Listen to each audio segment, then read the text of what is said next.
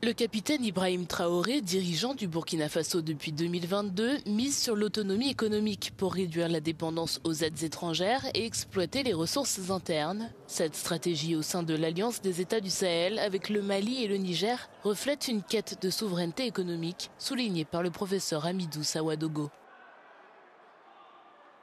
Vous avez un modèle d'économie endogène qui est de mettre l'accent sur les ressources internes.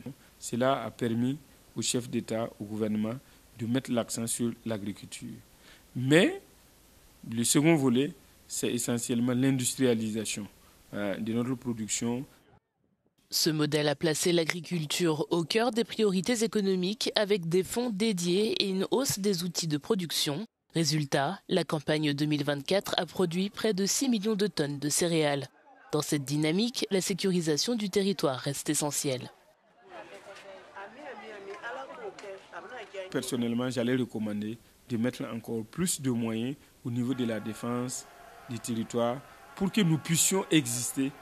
Et une fois qu'on arrive à bouter essentiellement les terroristes hors de nos contrées de l'AES, alors dans ce sens maintenant, nous pourrons construire ce que nous appelons un développement endogène. Les résultats sont visibles avec une amélioration de la croissance économique, une accélération du PIB et une prévision de croissance de 3,7% en 2024. Cependant, face aux défis sécuritaires et structurels persistants, le Burkina doit ajuster son modèle pour répondre aux réalités de son développement.